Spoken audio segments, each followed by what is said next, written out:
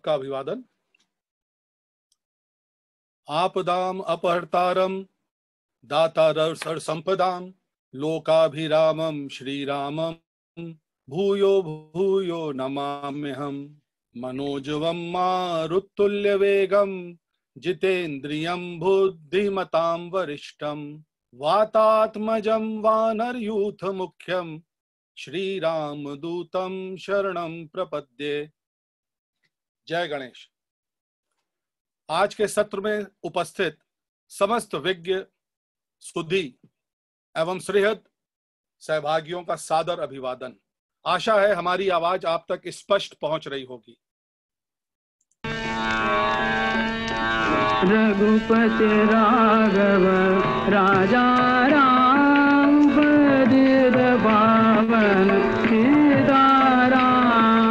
रघुपति राघव राजा राम पतित पावन सीताराम। गांधी के स्वतंत्रता आंदोलन का क्रियात्मक पक्ष यदि अहिंसा था तो विचारात्मक पक्ष था रघुपति राघव राजा राम। और स्वतंत्रता से आगे भारत के लिए स्वप्न देखा था, वो था राम राज्य। जैसा कि भजन से ही स्पष्ट है, गांधी के राम राजा राम थे, दाशरथी राम थे, सीता राम थे।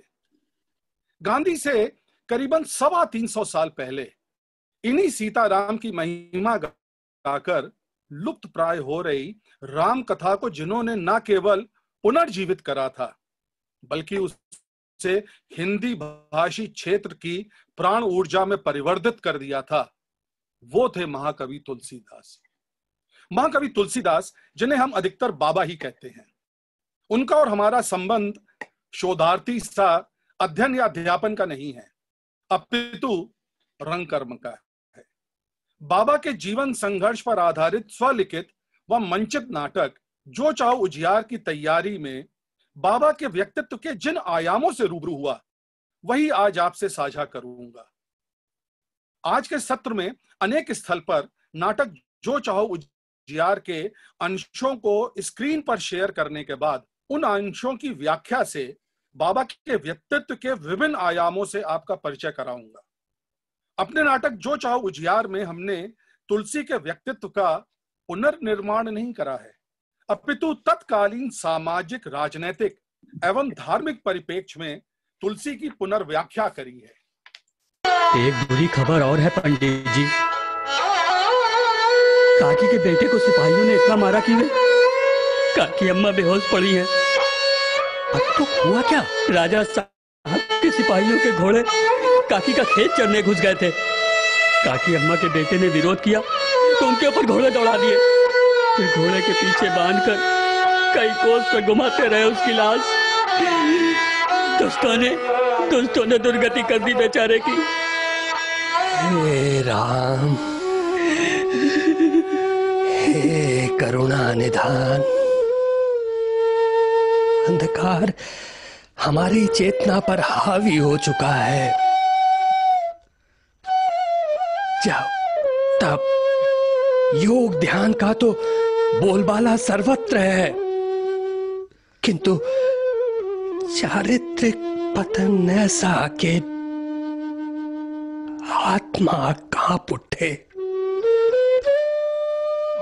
न रिश्तों की मर्यादा शेष है, न शास्त्र और धर्म की।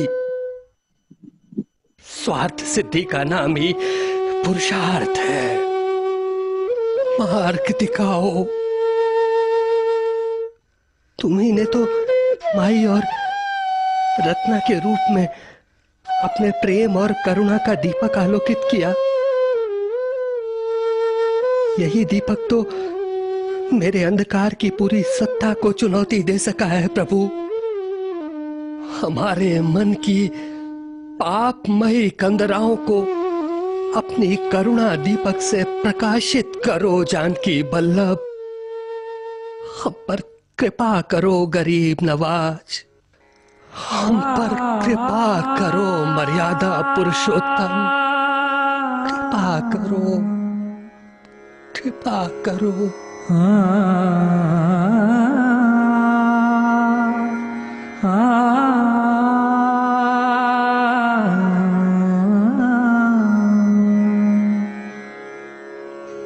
राम नाम मणि दीप धरू, जी है देहरी द्वार, तुलसी भीतर बाहर हूँ, ज्यों चाहसी उजियार, ज्यों चाहसी उजियार। तुलसी भीतर बाहर रहूं, जो चाहसी उजियार।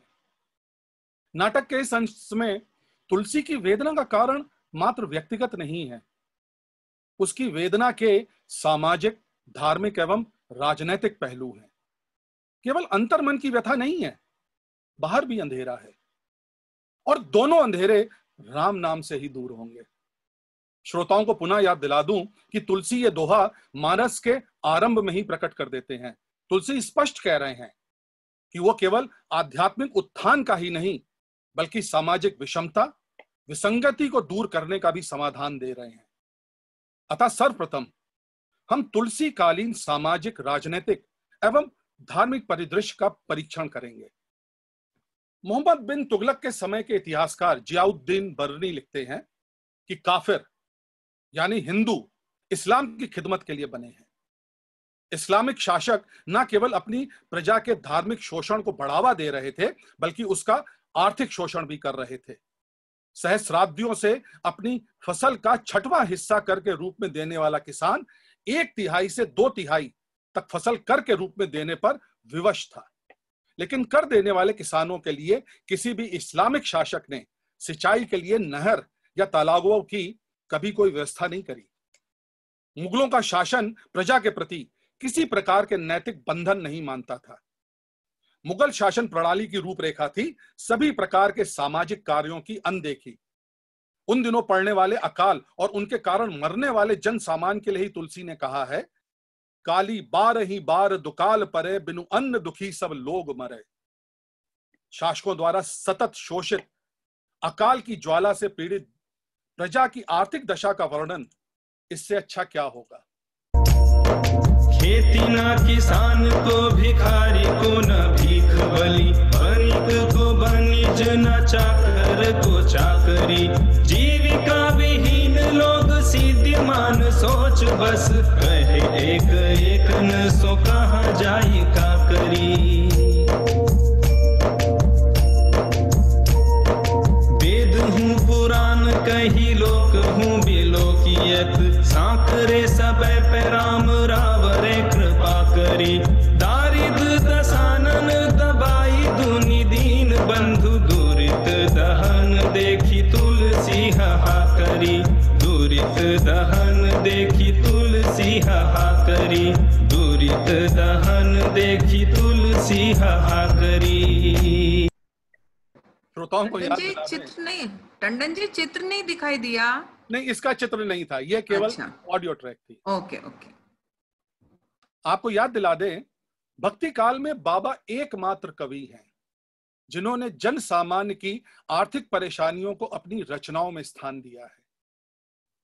राजनीतिक प्रभाव से सामाजिक स्थिति बद से बदतर हो गई थी। प्रत्येक सामंत की मृत्यु पर उसकी संपत्ति हड़प लेने की प्रथा, एस्चीट सिस्टम के कारण ना जाने कितने हिंदू तबाह हो गए थे। सरदार के मरते ही उसकी भूमि राजा की हो जाती थी। फल यह होता था कि अनेकानेक परिवार सड़क पर आ जाते थे। सरदार के जीवन काल में भी भूमि अपहरण प्रणाली का समाज घातक परिणाम होता था। अनिश्चितता के माहौल के कारण सरदार लोग गुलछर्रे उड़ाते और नैतिक पतन के गर्त में गिरते जाते थे, क्योंकि वह सोचते थे जब हमारे परिवार को हमारे ना रहने पर कुछ भी ना मिलेगा तो क्यों ना हम अपने जीवन में ही उसे उड़ा डालें।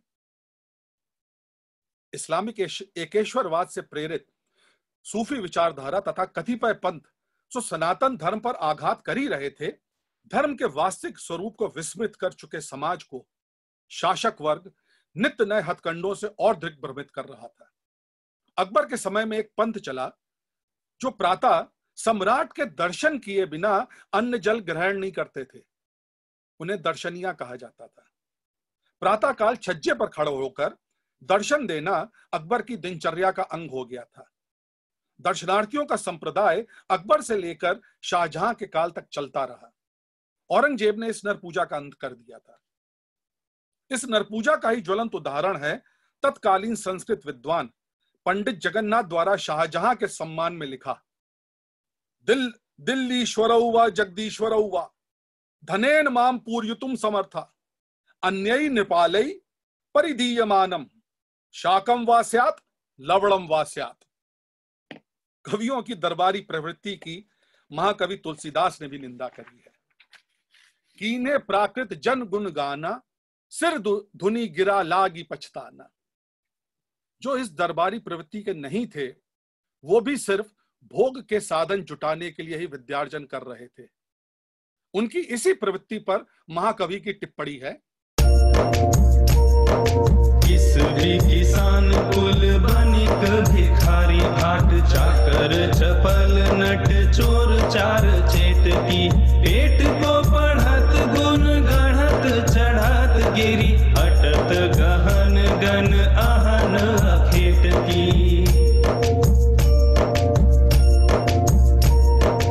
ऊंचे नीचे कर्म धर्म अधर्म करी पेट ही को पचत बेचत बेटा बेट की।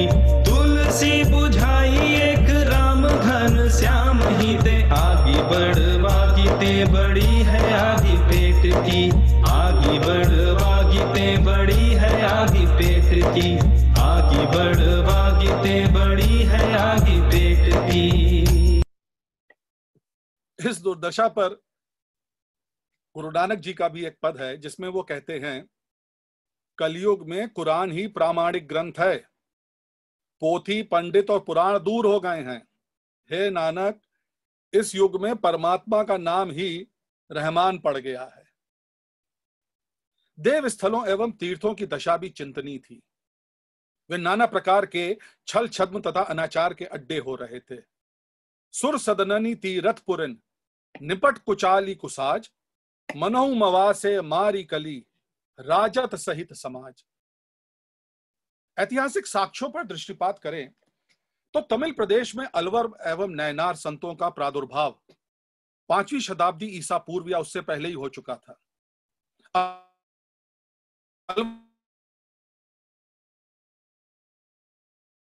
शताब्दी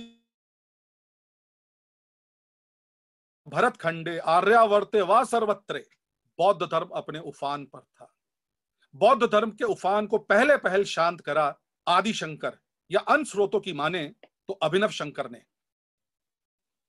अपने अद्वैत अथवा मायावाद के गोर गंभीर छींटे से।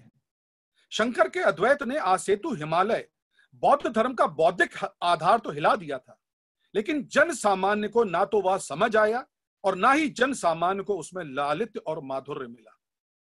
अतः शंकर का अद्वैत या मायावाद संस्कृत प्रगल्भों तक ही सीमित रहा, जिनकी संख्या धीरे धीरे अखिल भारत में छीड़ हो रही थी।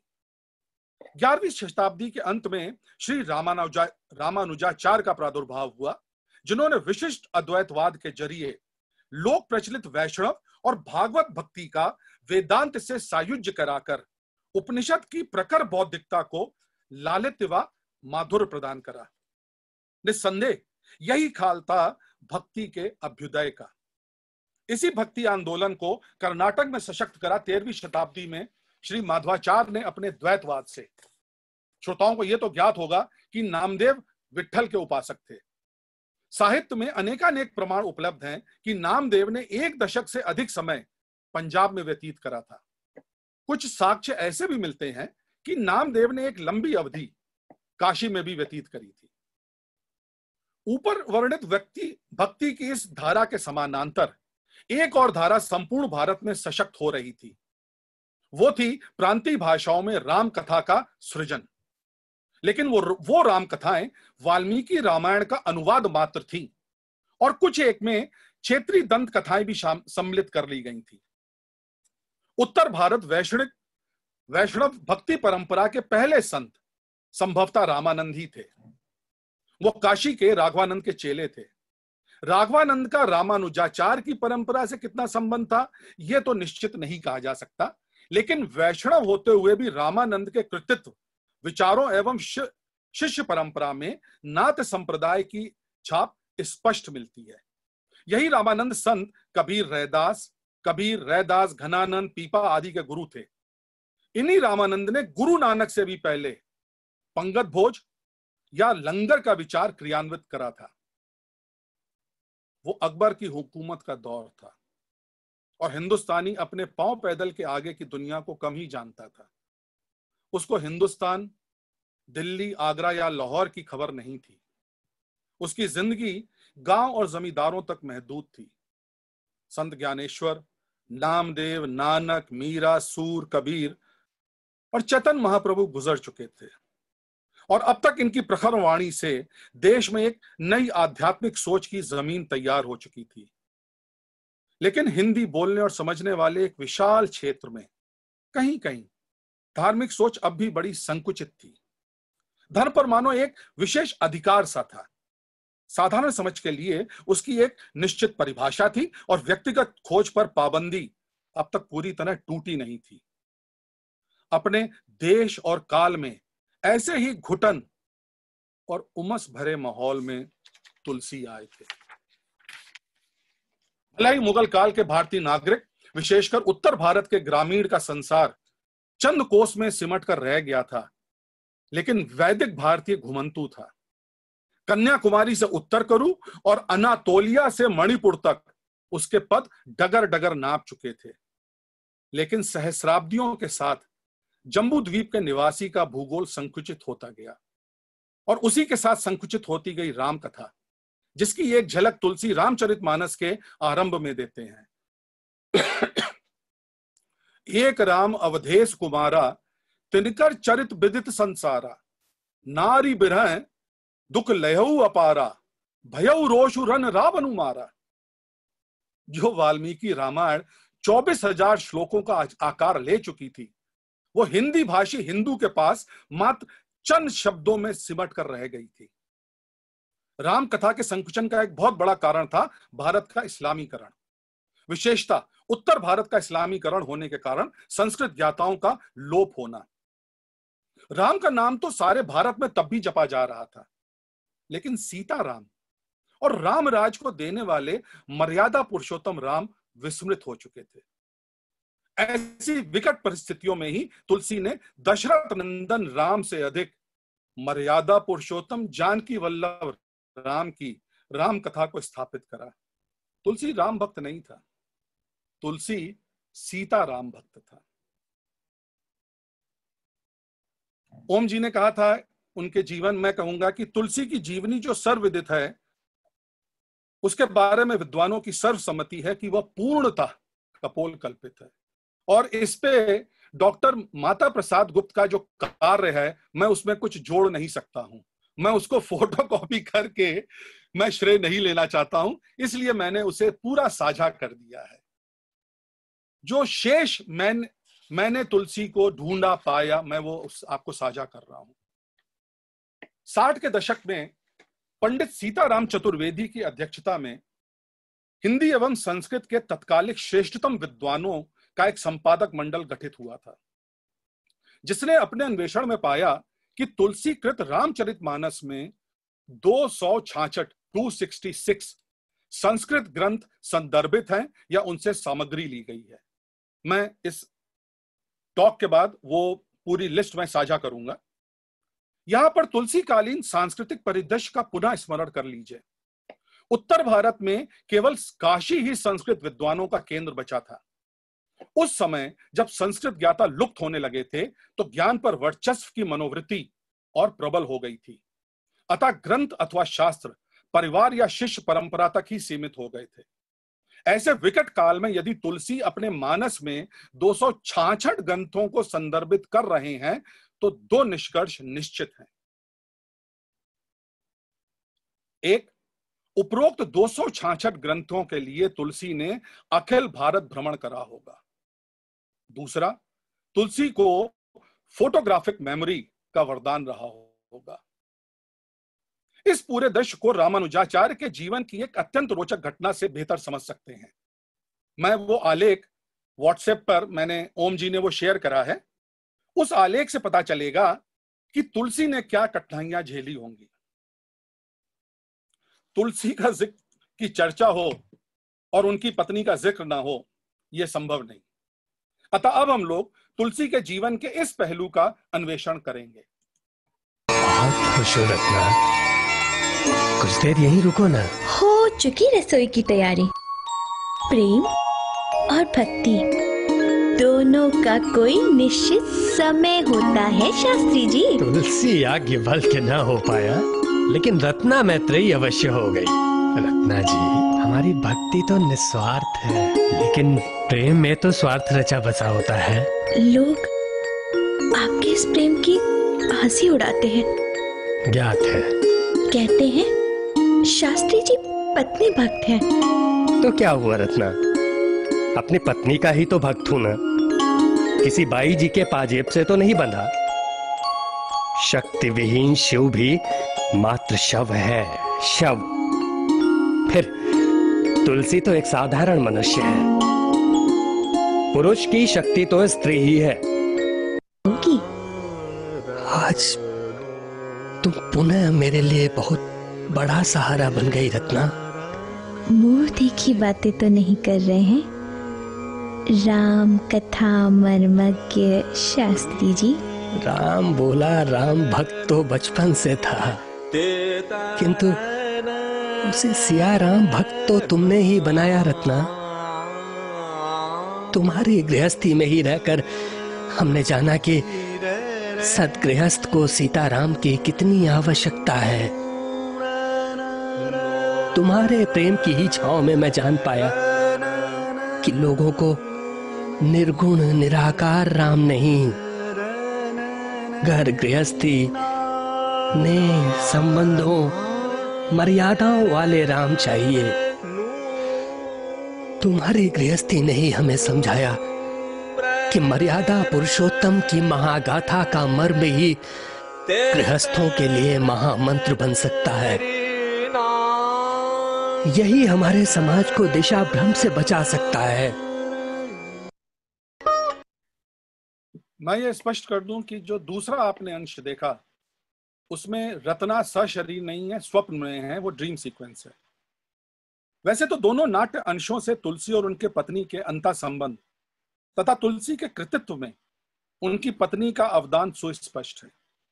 तथापि अब हम उन उपलब्ध साहित्यिक साक्ष्यों का अवलोकन करेंगे जिनके आधार पर हमें उन संवादों को रखने का आत्मविश्वास मिला, क्योंकि वो संवाद मात्र कपोल कल्पना या व्यक्तिगत प्रवृत्ति या सांप्रदायिक पूर्वाग्रहों से प्रेरित नहीं है।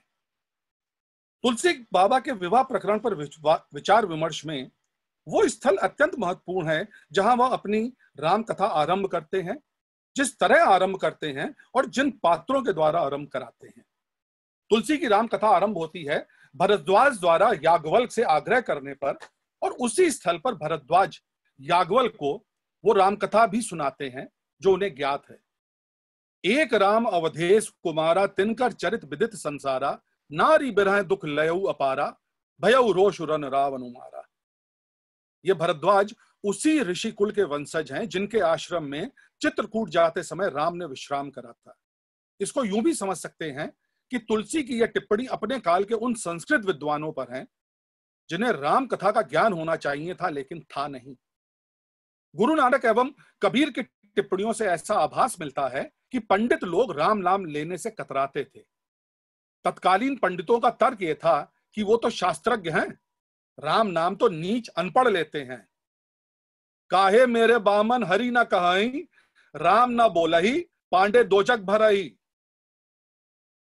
अद्भुत यह है कि जिन तीन पात्रों के साथ राम कथा आरंभ हो रही है उसमें दो राम तथा महादेव तुलसी के इष्ट हैं और तीसरा महर्षि अगस्त्य श्लाघ्य एवं अनुकरणीय है।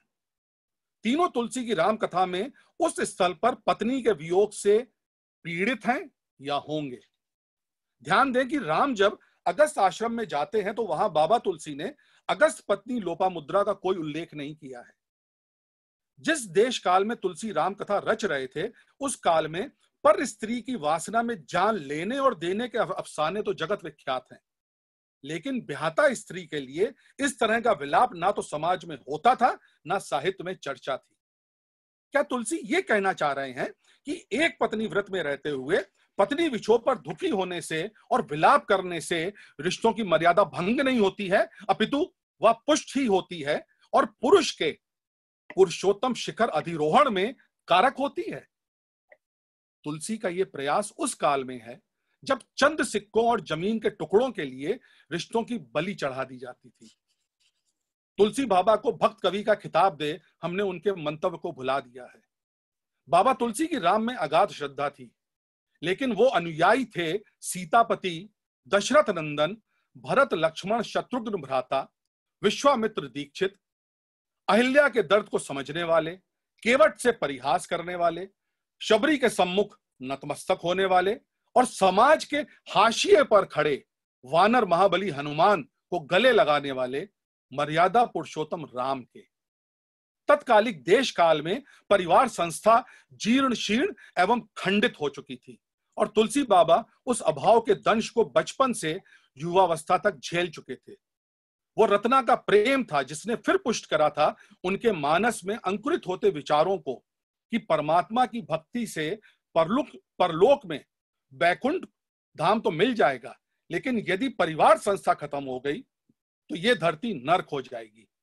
इसीलिए मेरे तुलसी बाबा विवाहित हैं, एक अत्यंत लावण्यशील रत्ना से, जिस पर वो मुग्ध हैं, जिसके वो अनुरक्त हैं। काशी छोड़ के आपका इस गांव में बसने का कारण कुछ और ही था? क्या मतलब?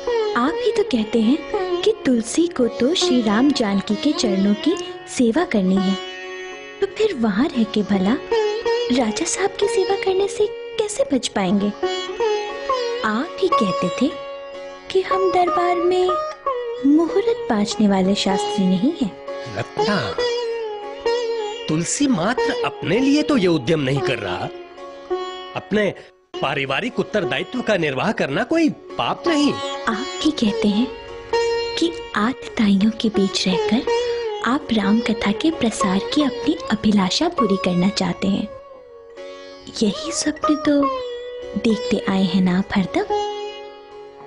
तो राजा साहब का प्रलोभन कहीं आपके वो सपने ना भुला दे, अपनी लेखनी से मर्यादा और धर्म को बचाने का सपना, राम राज्य लाने का सपना। ठीक कहती हो रत्ना। प्रभु राम का गुणगान करके इस दिग्भ्रमित अमर्यादित समाज को उबारना ही हमारा एकमात्र स्वार्थ है। इसके लिए हमें किसी राजा का आश्रय नहीं चाहिए। तो चिंता किस बात की? प्रभु राम है ना आपके साथ। हमारे तुलसी बाबा विवाहित तो थे, लेकिन मानस रचना पत्नी के कटु शब्दों से दंशित हो नहीं करी थी। शब्द बाहर से आहत हो उसके पहले और उसके बाद कितने पति कवि बने, उनका कृतित्व कितना था और उसका स्तर क्या था, यह एक शोध का विषय हो सकता है। बाबा का अपनी जीवन संगिनी से विछोह अवश्य हुआ, लेकिन सीताराम की कथा जन सामान्य के मानस में पैबस्त करने का विचार तो बहुत पहले से उनके मस्तिष्क में घुमड़ रहा था। तुलसी का रत्ना से विछोह के कारण प्राकृतिक ही रहे होंगे। तुलसी का सारा साहित्य इस बात का सशक्त प्रमाण है। ना तो तुलसी पलायनवादी थे, ना ही तुलसी के इष्ट पलायनवादी थे।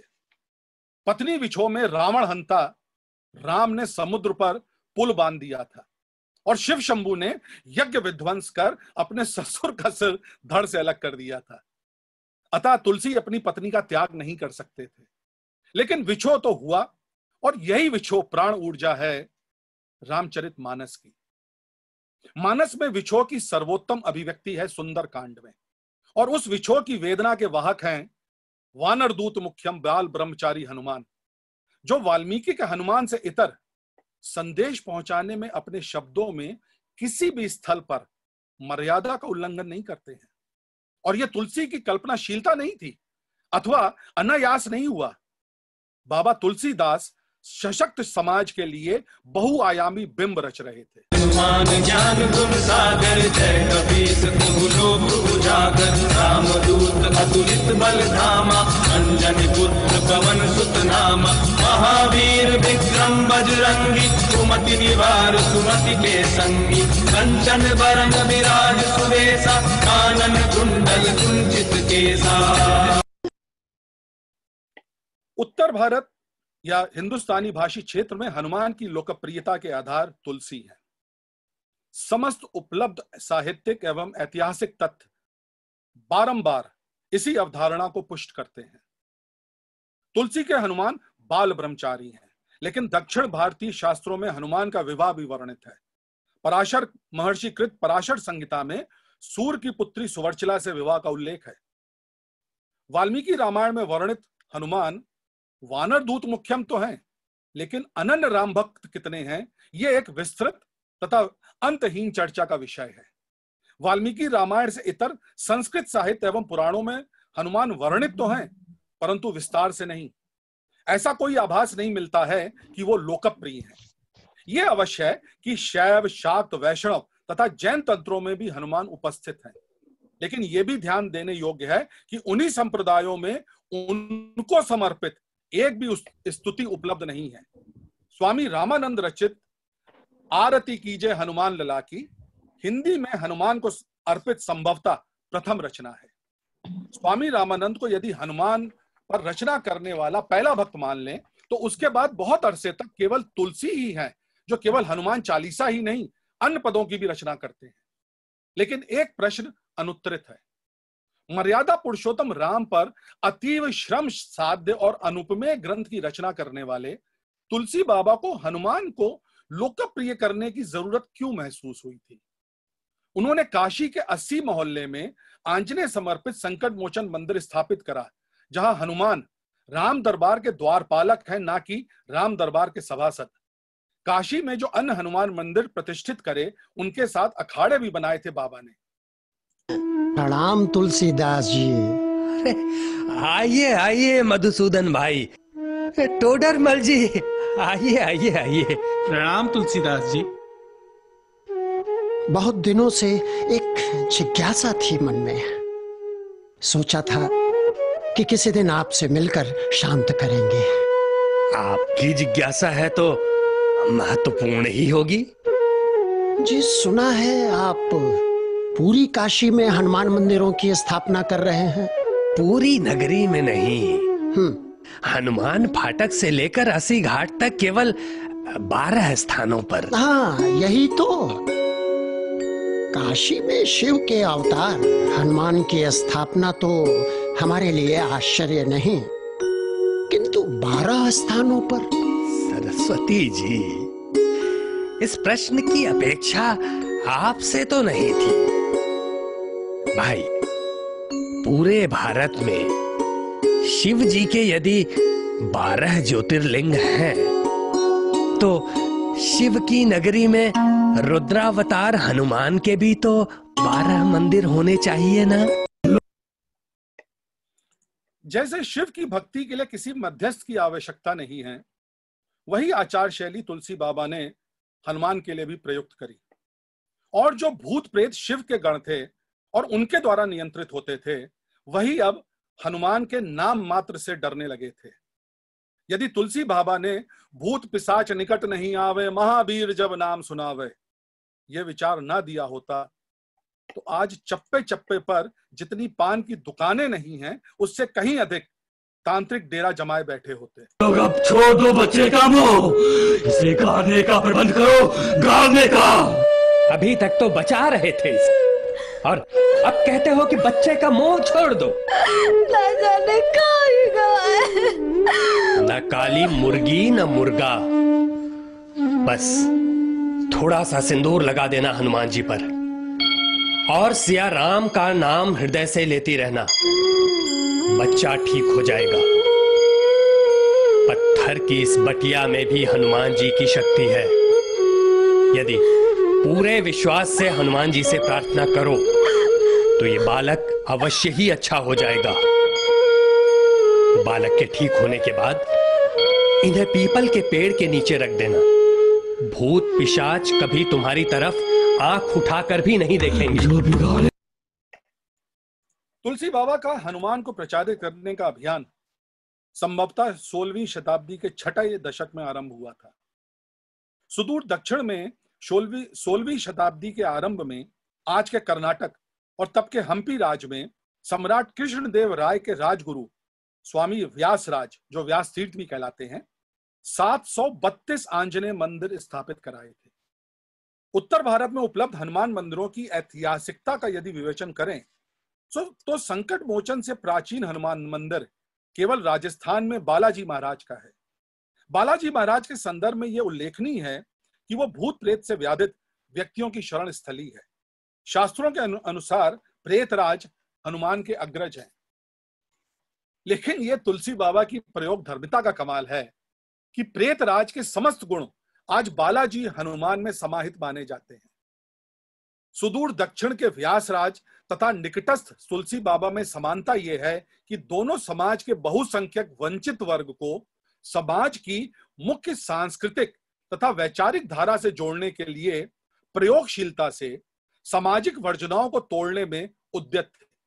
अपने उद्देश्य को सिद्ध करने के लिए दोनों संस्कृत विद्वानों ने माध्यम बनाया था मर्यादा पुरुषोत्तम जानकी वल्लभ श्री राम के अनन्य भक्त हनुमान को। आज लोग विस्मृत कर चुके हैं कि छत्रपति शिवाजी के आध्यात्मिक गुरु समर्थ गुरु रामदास ने पूरे महाराष्ट्र में मारुति मंदिर और अखाड़े स्थापित करे थे। इस पर संशय हो सकता है कि रामदास की भेंट महाकवि से हुई थी या नहीं, लेकिन यह तो निर्विवादित है कि रामदास ने एक लंबे समय तक काशी प्रवास करा था। हनुमान की परिकल्पना में महाकवि तुलसीदास की जो राष्ट्र निर्माण की परियोजना थी, उसे उत्तर भारत में साकार होने में भले ही लंबा समय लगा हो, लेकिन महाराष्ट्र में उस परिकल्पना ने अति शीघ्र मराठा साम्राज्य के संस्थापक छत्रपति शिवाजी में मूर्त रूप ले लिया था। ऊपर का हुक्म है, फौरन ये मैदान खाली करना है। शाही फौज अपना डेरा यहीं लगाएगी।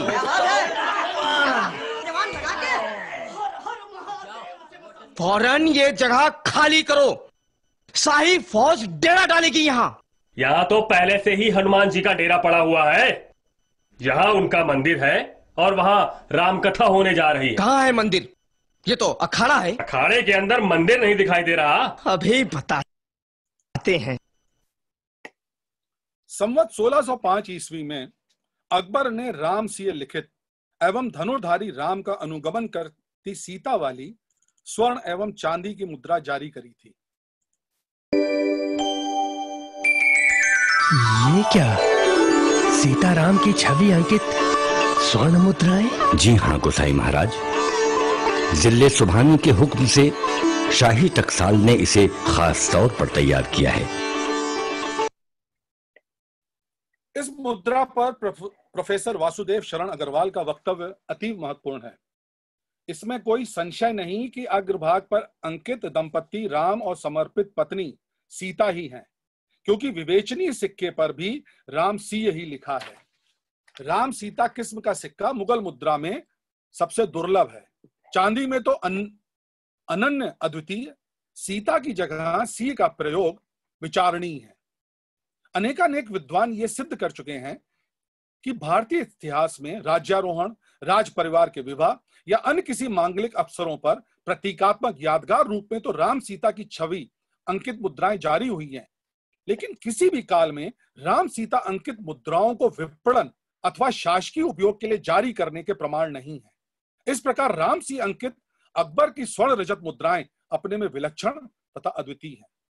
यह सर्वविदित है कि संवत 1576 ईस्वी में रामचरितमानस का लेखन संपन्न हो चुका था, लेकिन कम लोग ही ये जानते हैं कि इसके पश्चात तुलसी बाबा की प्रखर बेदा ने उस आलेख को जन सामान्य तक पहुंचाने के लिए एक अभिनव प्रयोग करा था। ये वो काल है जब भारतीय भाषाओं में साक्षरता ऐसा भोग विलास था जो कतिपय के भाग्य में ही था। यही न्यूनतम साक्षरता कारण थी कि अधिकतर भक्त कवि पदों की रचना करके ही अपनी अभिव्यक्ति कर रहे थे, क्योंकि पद तो याद रखे जा सकते थे, लेकिन खंड काव्य आकार की रचनाएं याद रखना दुष्कर था। ऐसे विकट परिप्रेक्ष्य में तुलसी बाबा ने अपने महाकाव्य को जन सामान्य तक पहुंचाने के लिए रामलीला इजाद की थी। तुलसी द्वारा पोषित रामलीला महज एक वार्षिक पुनरावर्तन नहीं थी, अपितु उस काल में एक सामाजिक उत्सव के रूप में विकसित हो चुकी थी। रामलीला के साथ ही तुलसी ने एक और अभिनव प्रयोग किया था, जिस पर कम विद्वानों का ध्यान गया है। काशी की रामलीला में मानस पाठ की एक विशिष्ट शैली है, जिसे नारद बानी कहते हैं। नारद बानी शैली में स्वर को खींचा जाता है, उसी प्रकार जैसे सामगान में। समाज का वो वर्ग जो शास्त्रीय वर्जनाओं के कारण सामगान से वंचित था, वो तुलसी द्वारा प्रतिपादित नारद बानी से सामगान सदृश अनुभूति से सुकृत हो रहा था। यहाँ यह भी उल्लेखनीय है कि काशी के अधिकतर प्राचीन मंदिरों में स्तुति सुर खींच खींच करी होती है। सुर का यह वैशिष्ट काशी परिच्छेद के बाहर हमें कहीं नहीं सुनाई पड़ा है। अतः हम इस परंपरा का जनक तुलसी बाबा को ही मानते हैं। राम तना हेरी हेरी नाय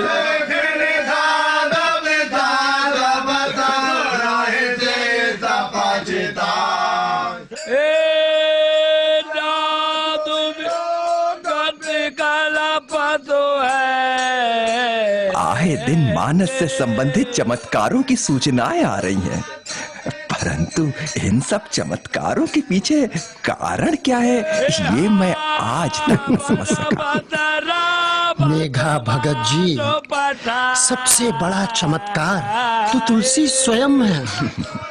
देखिए, यदि राम करुणा और मर्यादा की प्रतिमूर्ति है, तो तुलसी उस मूर्ति की छाया। सच कहते हैं मधुसूदन जी, हमारी लीला में तो भगवान की झांकी ही प्रमुख है, मगर तुलसी भैया की लीला में तो सब कुछ है। अभिनय, गीत, संगीत, मानस पाठ। तुलसी बाबा की इजाद करी हुई रामलीला के कारण राम कथा का बहुत तेजी से प्रसार हुआ होगा। ऐसी परिस्थितियों में अकबर का तुलसी और उनकी रामकथा की लोकप्रियता से वाकिफ होना कतई अजूबे की बात नहीं है। तुलसी की आश्चर्यजनक ढंग से दिनों दिन बढ़ती लोकप्रियता तथा रहीम के तुलसी के प्रति आकर्षण का परिणाम रहा होगा ये सिक्का। लोक श्रुति के अनुसार रहीम और तुलसी बाबा की न केवल भेंट हुई, बल्कि पत्राचार भी हुआ था, परंतु विद्वानों को पूरे प्रकरण पर संदेह है। लेकिन हमारे नाटक आलेख में तुलसी बाबा और रहीम की अत्यंत मार्मिक भेंट होती है। वो भेंट हमारी अवधारणाओं के अंतर्गत तुलसी रहीम के अंतर संबंधों का नाटकीय रूपांतर है, न कि ऐतिहासिक तथ्य का उद्घटन। इस प्रकरण पर हम उन ऐतिहासिक तथा साहित्यिक तथ्यों की भी चर्चा करेंगे, जिनसे प्रेरित हो हमें तुलसी रहीम भेंट वार्ता को मंचित करने का आत्मविश्वास मिला था। यह एक सर्वविदित तथ्य है कि तत्कालिक समाज में काव्य के लिए फारसी या ब्रजी प्रयुक्त होती थी। आगरा तथा दिल्ली के जनान खाने में भी यदि किसी हिंदुस्तानी बोली का वर्चस्व था, तो वो ब्रज थी। ऐसे परिदृश्य में रहीम का अवधि का प्रयोग चौंकाने वाला है। विद्वानों का मत है कि मलिक मोहम्मद जायसी कृत पद्मावत का कृतित्व काल सन 1540 ईस्वी है। गोस्वामी तुलसीदास ने सन 1576 ईस्वी में अपना महाकाव्य श्री रामचरितमानस का लेखन पूरा कर लिया था। अब्दुल रहीम खानखाना का जन्म सन 1556 ईस्वी का माना जाता है। ऐसे में रहीम पर प्रभाव जायसी का माने अथवा तुलसी बाबा का। इस संदर्भ में पद्मावत का आखिरी छंद दृष्टव है, जिसमें कवि की परिलक्षित निराशा, कुंठा और समाज के प्रति उदासीनता किसी भी भावी कवि को अवधि से कोसों दूर रखने के लिए पर्याप्त है। इसके विपरीत तुलसी ने अपना महाकाव्य पूरा करते ही जिस प्रकार रामलीला मंचन के अनूठे प्रयोग के द्वारा जनमानस को अपने काव्य से सराबोर किया था, वो उस काल में अवश्य दूर दूर तक चर्चा का विषय बना होगा। रहीम पर तुलसी बाबा के प्रभाव के आकलन के लिए रहीम की जीवनी पर भी नजर डालना आवश्यक हो जाता है। यह विस्मृत रहता है कि रहीम बैरम खां के लड़के थे। बैरम खां वही व्यक्ति है जिसके अधीन मुगल फौजों ने सन 1556 ईस्वी में पानीपत के द्वितीय युद्ध में हेमू को पराजित किया था। उसी वर्ष हुमायूं के आकस्मिक निधन के पश्चात अकबर के बादशाह बनने पर राज प्रबंधन बैरम खां के जिम्मे था। सन 1562 ईस्वी में अहमदाबाद में बैरम खां की हत्या के पश्चात रहीम और उनकी मां आगरा दरबार आ गए थे। अकबर ने रहीम की मां सलीमा बेगम से विवाह कर लिया था और रहीम की परवरिश का जिम्मा खुद संभाला था। आईने अकबरी के लेखक अबुल फजल लिखते हैं, बादशाह इस बालक से बहुत अधिक प्रभावित था और उसे अधिकांश समय अपनी सेवा में रखता था। उसे कई ऐसे उत्तरदायित्वपूर्ण कार्य सौंपे जाते थे जो किसी नौसिखिए को नहीं दिए जा सकते थे, परंतु इन सभी में मिर्जा खां अपनी योग्यता द्वारा सफल निकलता था। संभवतः अकबर ने रहीम को वो सब बनाना चाहा था, वो सब करवाया था जो वो स्वयं करना चाहता था, लेकिन कर नहीं पाया था। इसी कारण रहीम न केवल अरबी, फारसी, तुर्की बल्कि संस्कृत के भी अच्छे ज्ञाता थे, बल्कि एक कुशल जाबाज योद्धा भी थे। साथ ही प्रत्येक भाषा में कविता करना, गणित तथा उस समय प्रचलित तमाम अन्य कलाओं का भी ज्ञान था। इलाहाबाद का किला सन 1583 ईस्वी में तैयार हो गया था। इलाहाबाद का किला सन 1583 ईस्वी में तैयार हो गया था। अकबर ने सन 1589 ईस्वी 1589 में रहीम को जौनपुर का जागीरदार नियुक्त करा था। उपलब्ध ऐतिहासिक तथ्य ये स्पष्ट नहीं करते हैं कि रहीम सूबेदार के रूप में जौनपुर रहे या इलाहाबाद। हमने नाटक में वो केंद्र इलाहाबाद माना है। उसका भी एक छोटा सा लेकिन ऐतिहासिक कारण है। 1500 ईस्वी में जौनपुर के काजी मोहम्मद यजदी के विद्रोह से क्षुब्ध होकर अकबर ने इलाहाबाद में नया क्षेत्रीय शासन केंद्र स्थापित करने का निर्णय लिया था। ऐसे परिदृश्य में रहीम का इलाहाबाद में प्रवास तर्कसंगति है। जिज्ञासुपरक विद्वत्तापूर्ण माहौल में सांस लेने वाला रहीम यदि तुलसी के कर्म क्षेत्र काशी के इतने निकट नियुक्त होने पर अपने साहित्यिक प्रेरणा स्रोत से भेंट करने काशी जाता है तो वो कतई अतार्किक नहीं है। ऐतिहासिक है या नहीं, ये एक अलग मुद्दा है। हमारे नाटक जो चाह उजियार के आखिरी दृश्य में रहीम के सम्मुख अकबर की दानशीलता पर विस्तृत वार्तालाप है, जो कि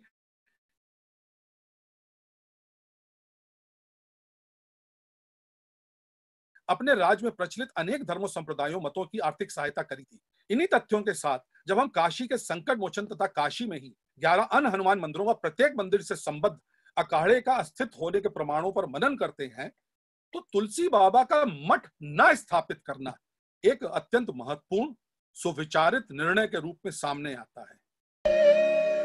ये तो सब जानते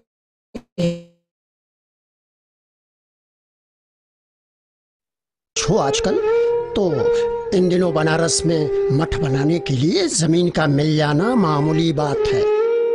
और हाल ही में तो यहाँ केदार घाट पर बादशाह ने दक्षिण भारत के पंडित कुमार स्वामी वहाँ लाहौर के पास भी गुरु नानक के उत्तराधिकारी को बादशाह अकबर ने खुले हाथों भूमि बांटी है। अरे राम कथा को छोड़कर और किसी संपत्ति का मोह करते देखा है कभी बाबा को? जहाँ जहाँ वो पाठ करते हैं लोग अपने आप राम कथा के रस में डूबते चले जाते हैं, वहीं अपने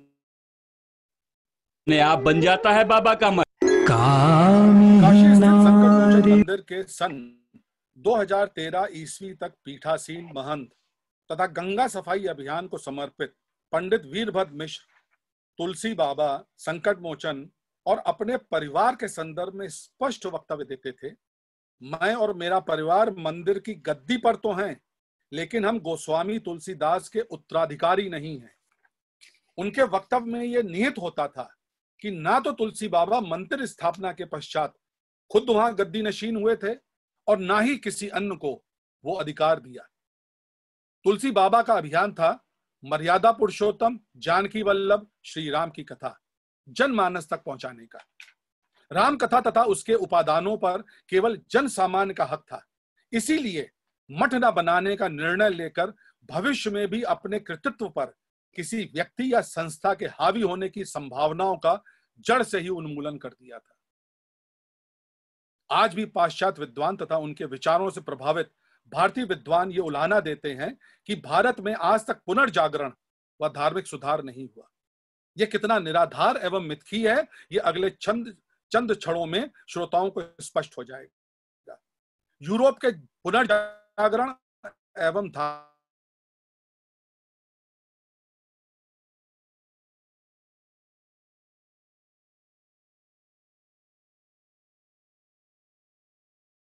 है कि पिता में उनके मिथक, धर्म एवं फलसफे का आपस में कोई जैविक ऑर्गेनिक संबंध नहीं है। तीनों अलग अलग देश काल की देन है, लेकिन जम्बूद्वीप भूखंड पर धार्मिक गाथाओं, वैदिक कर्मकांड और दर्शन आपस में बेतरतीब गुथे हुए हैं। तीनों का आपस में एक गहन जैविक ऑर्गेनिक संबंध है।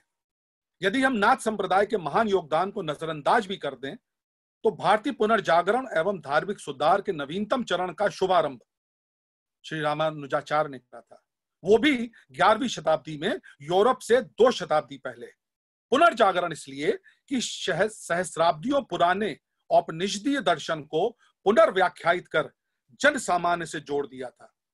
यह पुनर्जागरण दक्षिण भारत में क्रमशः सशक्त होता रहा, लेकिन विंध्य से उत्तर के भूखंड में इस्लामीकरण के कारण उस क्षेत्र में सामाजिक व धार्मिक परिवर्तन की उल्टी धारा बह चली थी। संस्कृत ज्ञाता लुप्त हो रहे थे, धार्मिक केंद्र या तो उजड़ गए थे या नष्ट हो गए थे। इन कारणों से जनता में व्याप्त अज्ञान के पोषक थे दंत कथाएं या अंधविश्वास। परिणामतः हिंदू समाज दिग्भ्रमित, आदर्शहीन हो गया था। उस कारण सामान्य व्यक्ति नैतिकता को त्याग केवल अपने भोग विलास एवं स्वार्थ पूर्ति में जुटा हुआ था। निस्संदेह कबीर ने अपने तीखे वचनों से समाज को झकझोर दिया था, लेकिन क्या समाज को दिशा मिल पाई थी? देश बनता है समाज से और समाज बनता है परिवार से। परिवार की महत्ता चौराहे पर खड़ा अनाथ राम बोला बचपन में ही समझ गया था। उसके विचार को पुष्ट करा था रत्ना के सान्निध्य ने। तुलसी की राम कथा पुरुषोत्तम राम की कथा नहीं है। तुलसी का रामचरितमानस मर्यादा पुरुषोत्तम जानकी वल्लभ दशरथ नंदन के गार्हस्थ्य धर्म के उत्तरदायित्व को ईमानदारी से निभाने की संघर्ष गाथा है। कोई भी पद कितने ही भक्ति भाव से रचा गया क्यों ना हो, लेकिन प्रत्येक पद मात्र एक संवेदना को अभिव्यक्त करता है। लेकिन किंतु गार्हस्थ धर्म तो अनेकानेक सर्गों, चैप्टरों से बना एक बृहद कथा होती है। उसी गार्हस्थ धर्म की तत्कालीन आवश्यकता को पूरा करने के लिए तुलसी ने रामचरितमानस महाकाव्य की रचना करी थी।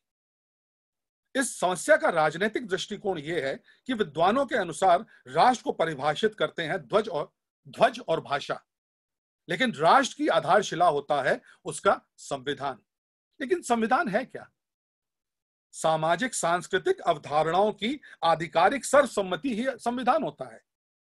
सन 1947 ईस्वी के पहले अखिल जम्बूद्वीप क्या उसके किसी क्षेत्र में कोई संविधान नहीं था, लेकिन संपूर्ण जम्बूद्वीप में सामाजिक सांस्कृतिक अवधारणाओं पर सर्वसम्मति अवश्य थी, लेकिन एक सूत्र में पिरोने वाली भाषा थी संस्कृत।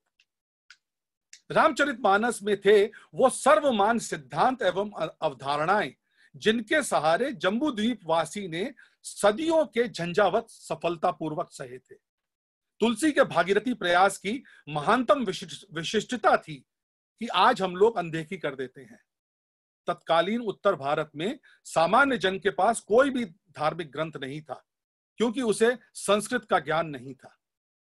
तुलसी की रामचरितमानस वाल्मीकि रामायण का अनुवाद मात्र नहीं है। पहले ही सूचित करा जा चुका है कि रामचरितमानस में वेद, उपनिषद एवं पुराणों के अतिरिक्त सनातन धर्म एवं संस्कृति के श्रेष्ठतम 266 ग्रंथ संदर्भित हैं। बाबा को अपने इस श्रम का आभास भी था, जिसको वो सविनय लेकिन अपनी हास प्रवृत्ति के अनुरूप हमें सूचित भी करते हैं। नाना पुराण निगम आगम सम्मतम यद रामायणे निगदितम क्वचिद अन्यतोपि स्वांता सुखाय तुलसी रघुनाथ घाता भाषा निबंध मति मंजुल मातनोती।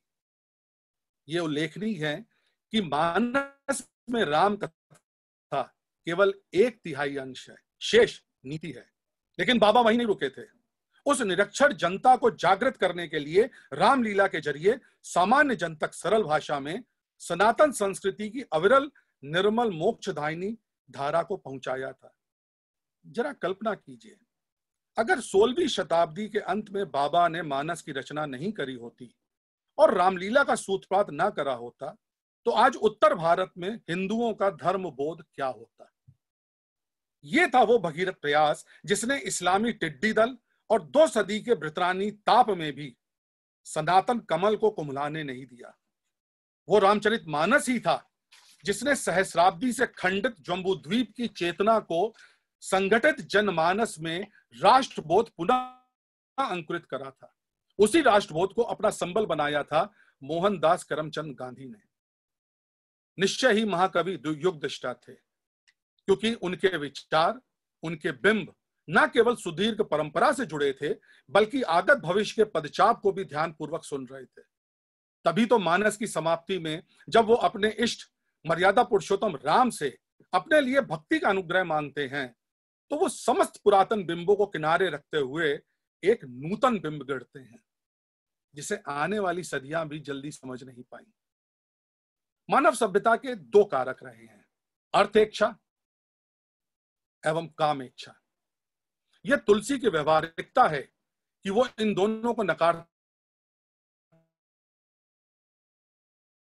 लेकिन सचेत करते हैं। एक सुखमय परिवार, सहिष्णु समाज व सशक्त राष्ट्र के लिए अर्थेच्छा एवं कामेच्छा को राम के आदर्शों से नियंत्रित करना अनिवार्य है। इसीलिए वो कहते हैं, कामिहि नारी प्यारी जिमि, लोभी प्रिय जिमि दान। कामिहि नारी प्यारी जिमि, लोभी प्रिय